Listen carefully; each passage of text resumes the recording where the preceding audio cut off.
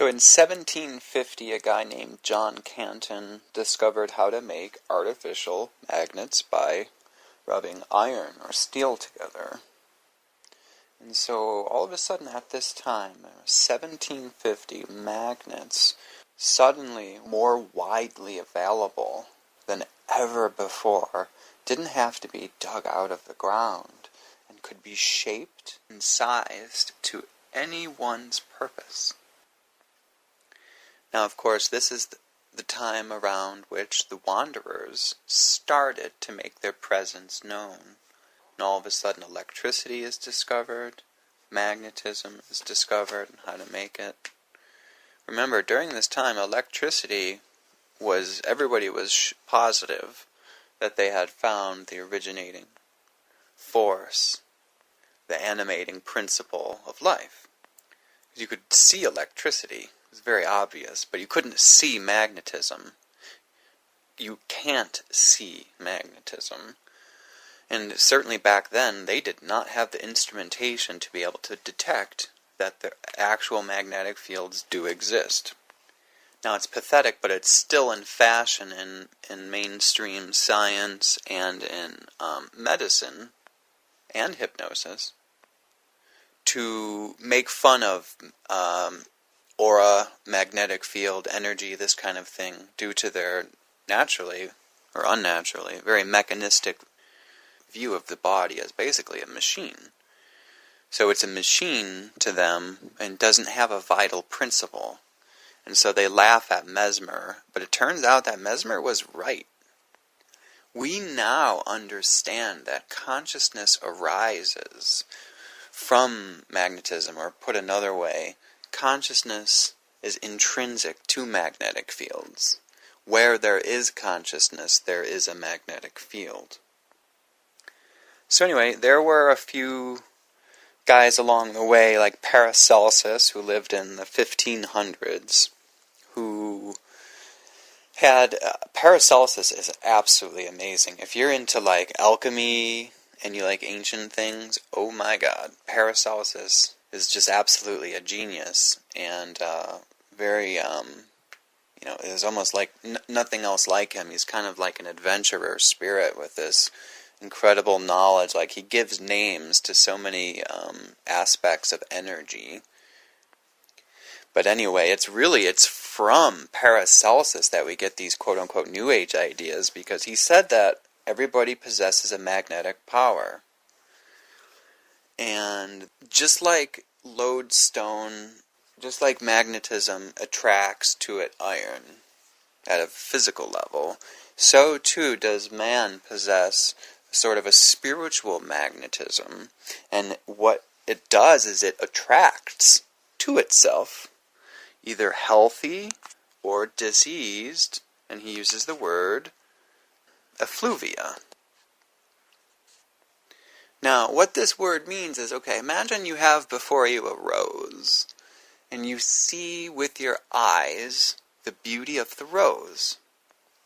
But then you get closer to the rose, close enough where you can put your nose up to it and smell and breathe in the essence of the rose. And now you're really getting close to what we might call roseness, or the being of the rose, that which makes the rose what it is.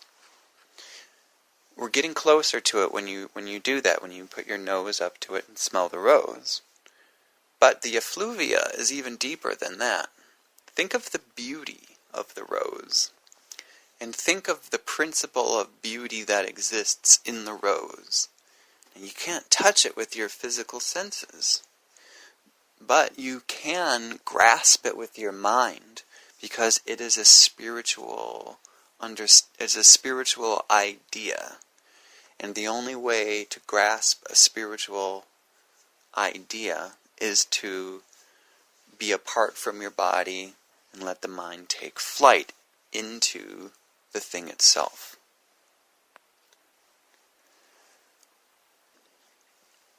So it's 1750, and all of a sudden this magnetic ability to make magnets is increased substantially, and now magnets are everywhere.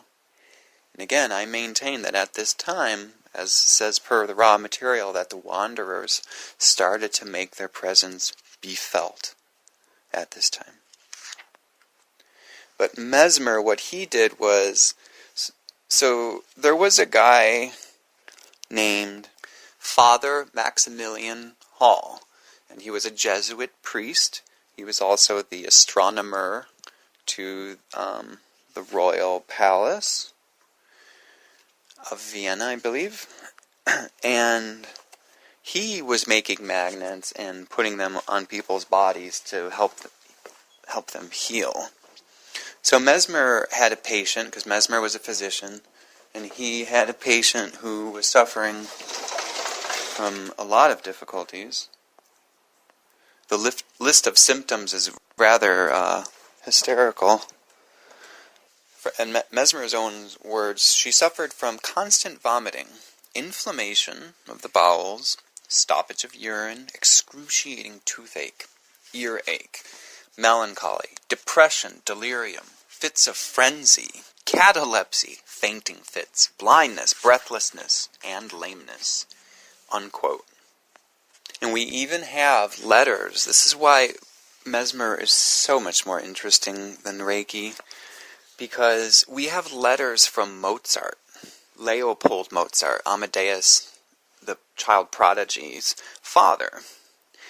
And these letters attest to the fact that this patient was in fact that way. Her name was Franziska Osterlin.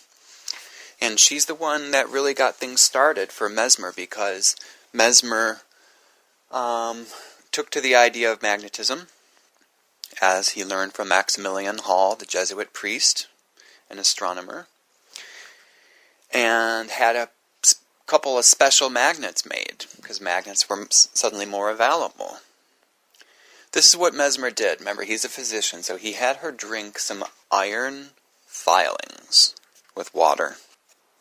So she drinks iron filings, and then he attached 3 magnets, 1 to her stomach, 2 on her legs, okay?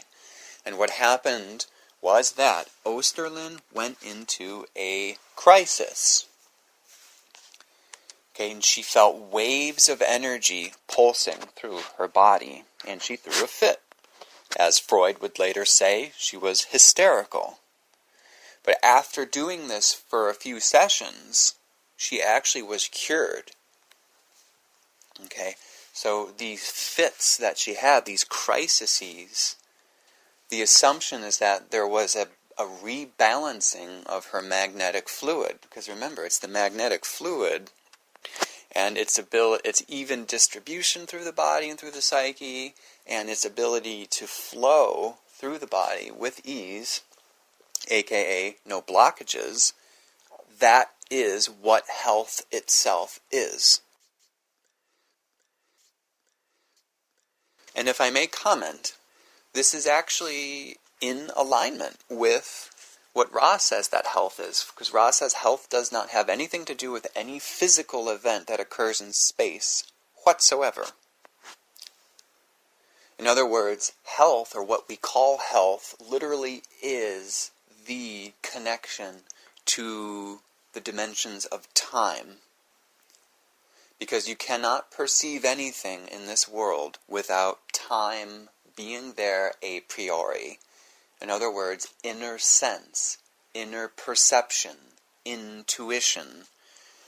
Time and these things, inner sense, are really one and the same. We now have the physics, and that we know that consciousness itself arises out of magnetic fields.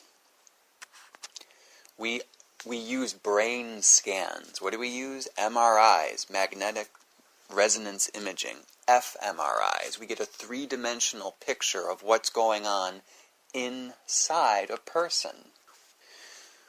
Why is it such a stretch for people to realize that, in fact, your memory is magnetic?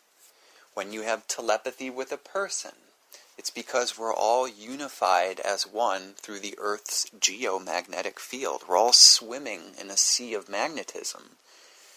Your thoughts travel to other people along magnetic lines of light, magnetic lines of influence. As, I don't know if it was Maxwell or Faraday, I think it was Faraday who wrote the equations for that. But again, you can't actually see the magnetic lines of force. You can't see magnetism. It's invisible by its nature. You can only see its effects. Anyway, she grew up to be nice and plump, very happy, very loving woman with children. And she married. And so this crisis Mesmer discovered actually would become the basic principle of psychotherapy, what would later become psychotherapy. Even the idea created psychoanalysis, and just the basic notion that the patient gets better when they encounter a crisis and overcome something of the past that had been a blockage. So, yeah, it was like a bolt of lightning, and he was converted. He wanted to convert all of medicine and all of Europe. He wanted to do away with conventional medicine, which didn't fucking do anything in the first place. What do they have? Purgatives, you can put leeches on yourself, cut someone open, make them throw up, make them shit their brains out. Okay, frequently this made people worse. People dreaded going to the doctor because the doctor is a good chance that the medicine would be worse than the affliction. Yet, of course, these doctors had successful lives and high reputations, despite the fact that the medicine they offered didn't do anything.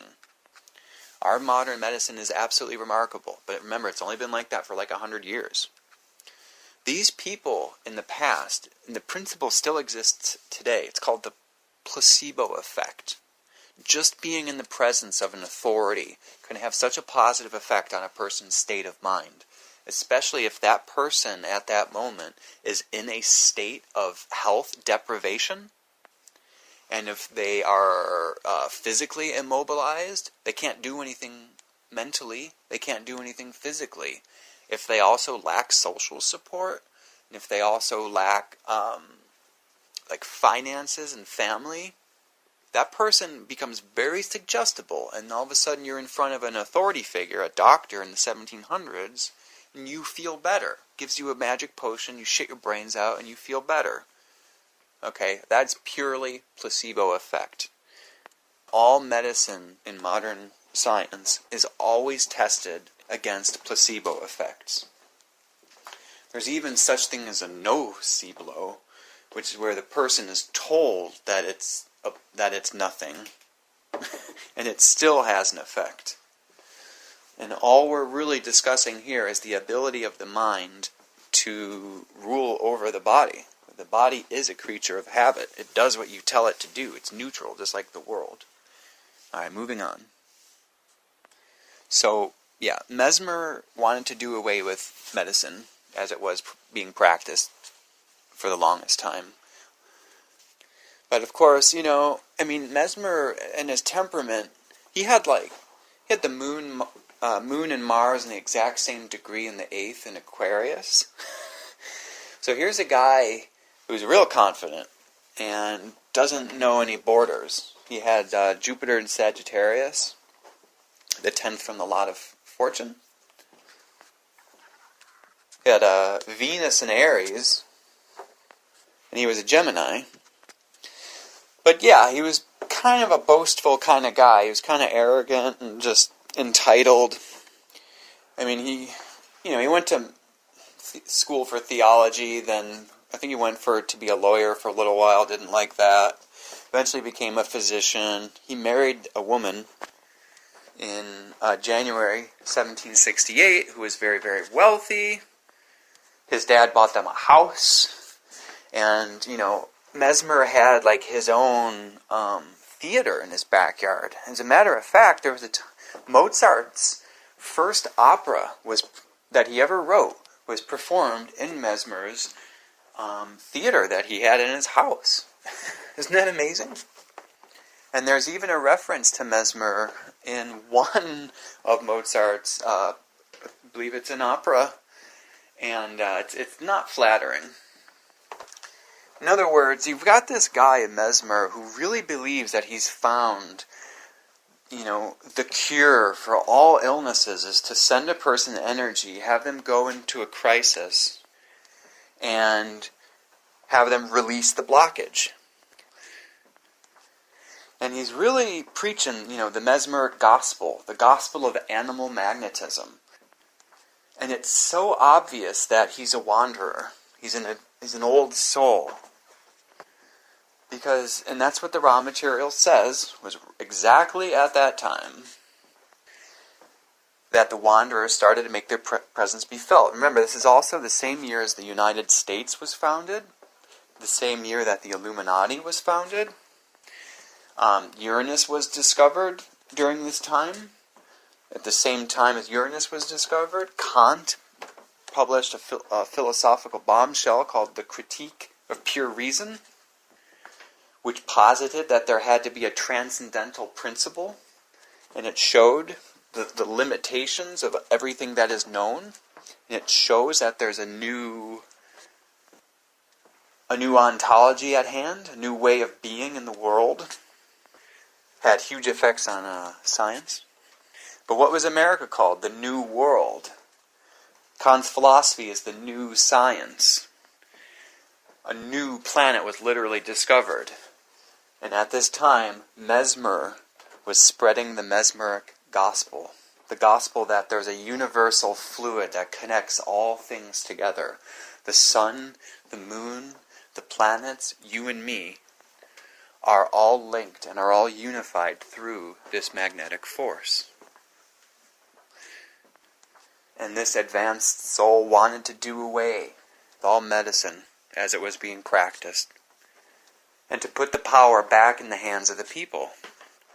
He's even reported to having said that he wanted to, quote, drown out all of the aristocratic powers in a sea of mesmeric fluid and return the state to a harmonious one.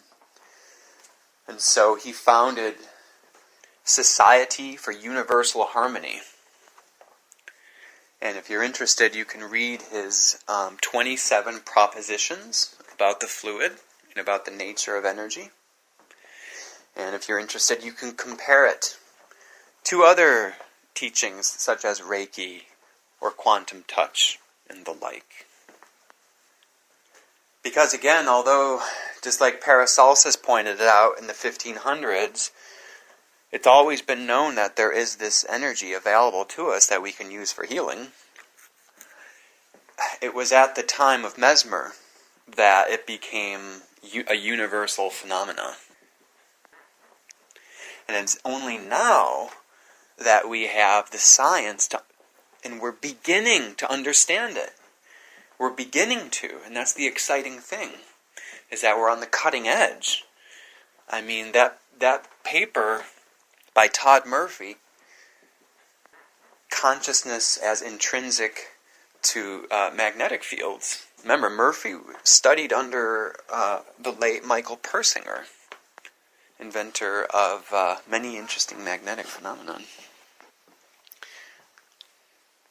So anyway, Mesmer eventually abandoned the idea of using magnets and realized that he had this healing force within himself and that he could just project it to people.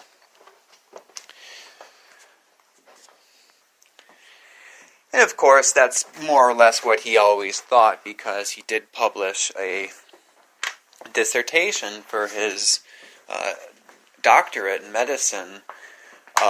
He published a paper on the connection between the sun and the moon and the planets with our health.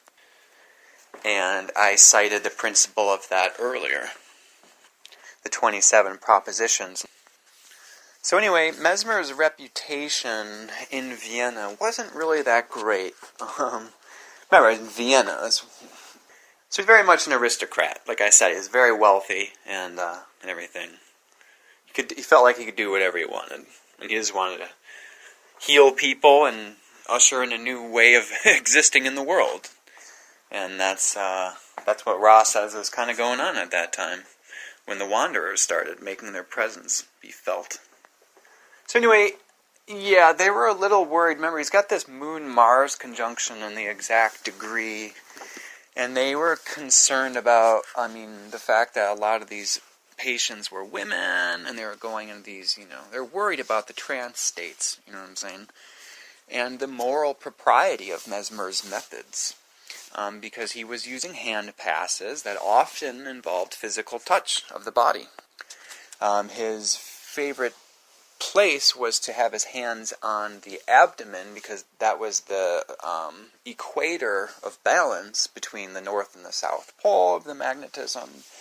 And so just having your hands on a person's abdomen, and it's so true, is super, super balancing. We now know there's a huge amount of opiates receptors that are in there, and so massaging a belly, or you're just stabilizing the energy there, like quantum touch style or polarity therapy. Like, just put your hands on the left and on the right, and just let it balance. Like, don't even send any energy or anything like that. Just let it balance, and then switch hands or switch directions, and then let it balance that way. You don't even have to send any energy. And in fact, sending energy could be harmful if there's too much energy there in the first place. We now know from Dan Winter that really all you need to do is put your attention there. Your attention phase sorts, and it phase sorts like pain out. Like, anytime there's pain, it's because there's a blockage, right? Just having your attention focused on the blockage or the pain phase sorts it, good from bad. And it begins to, that's what happens. You just focus on a feeling, your attention being there, your feeling literally begins to morph. Right? Everybody's had that feeling. Maybe that's what a dream is, You're staying with it, and it's changing, it's morphing, and it's actually getting easier. It's like, I wish I had put my attention there a long time ago. I didn't know it was this easy. But yeah, in Vienna, they were a little concerned about what was going on, because, remember as well, back then, totally different than today, physicians didn't touch you.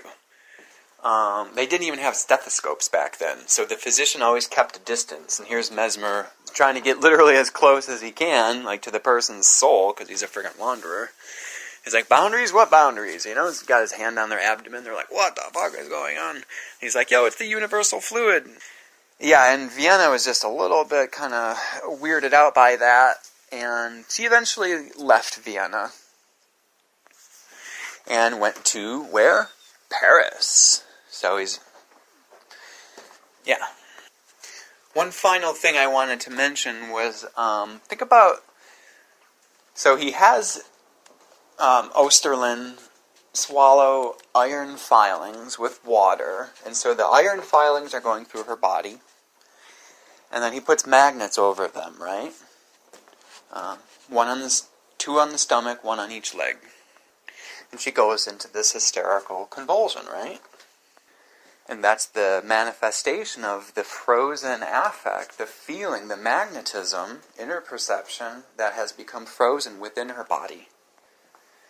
And I'm sure it had something to do with Mesmer's focused attention, but the energy started being released. But I want you to think about Mesmer's proposition. He says that this universal life force, this animating magnetism, literally is everywhere. It's filling every single space. Absolutely, ubiquitously, equably, in such a manner that there is no such thing as a vacuum. Even where there appears to be empty space, this infinitely subtle, rarefied, fluid-like substance is there. Okay, it sure sounds to me like other terms used, such as prana of the Vedic tradition, or chi of the Chinese Taoist tradition, or the organ from the Wilhelm Reich school. It sounds an awful lot to me like the Archaeus of Paracelsus. But Mesmer called it the animating magnetism. It's usually translated as animal magnetism, but I don't like that translation.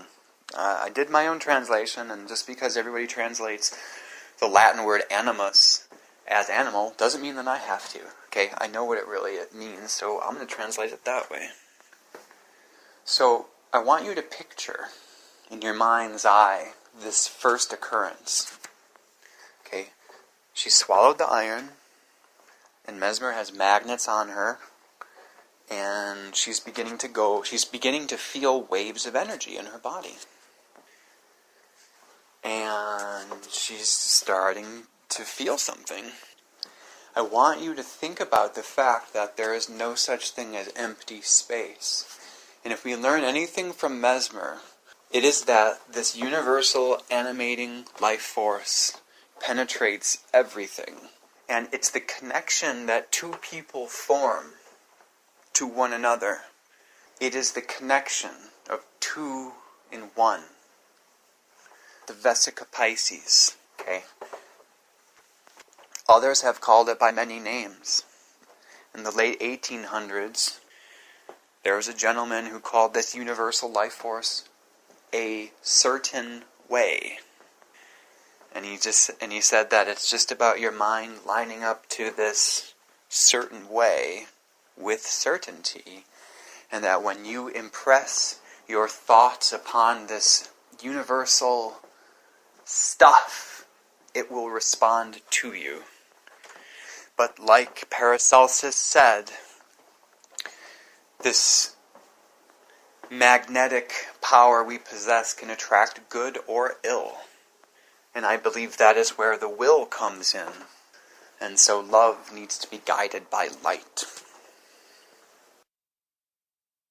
Hi, this is an humble messenger of the Law of One. I hope you enjoyed this very brief presentation on some of the history of mesmerism and energy healing and psychotherapy. There certainly is a lot more to go into, so stay tuned for more, and I hope you enjoyed it. Thank you very much for listening. I appreciate your subscriptions.